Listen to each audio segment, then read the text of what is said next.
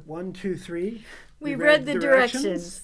And we have a response to experiments and process. A, how can I systemize across a large organization the innovation initiatives that help us get to market faster? And sort of to answer this question, we can sort of talk about what we've been talking together for the last 6 months about, which is this sort of thing called lean definition. We've been trying to figure out, sort of at the beginning of projects, you have an issue that a lot of times people have not really fully thought out about what they're actually trying to build. And this is something I saw when I was doing consulting. I would go into it and there'd be a highlighted list of all the features and main points, but it wasn't a complete picture about what actually needed to be made.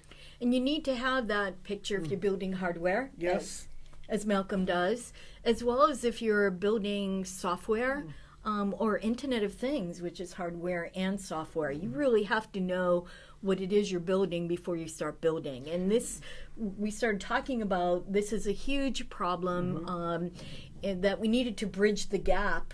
So everyone on the team, when you have cross-functional product teams that are designers, that are engineers, that are managers, marketers, et cetera, in huge organizations, everyone has a different perspective of what it is that they're working on based on their discipline, based on their language, and based on what their job is. So what we've been trying to figure out is, so what do you do about the situation? You have these teams that are big in big corporations, or even like individual clients, or people working with consultants.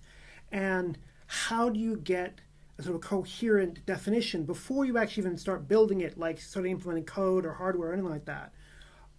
How can you sort of fully describe a product in a way that's concise and low overhead, and that actually helps people sort of brings to the surface sort of unexpected things and sort of stuff like that. And we've been sort of talking about this, and we sort of developed a sort of conceptual framework that helps with this process. In the process of doing it, it enables everyone on the team to get buy-in into exactly what it is we are talking about, the definition of the product, creates a cohesiveness in communication and alignment in the team. So everyone's working on the same product together rather than fighting each other over what the product is based on their point of view. And so that's the sort of the takeaway that we'll have. We'll sort of introduce this sort of framework. We'll sort of talk about the conceptual part of it.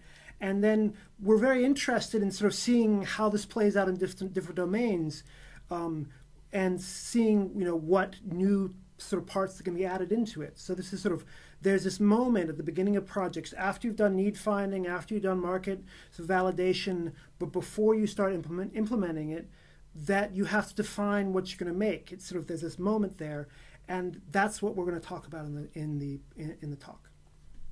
Great.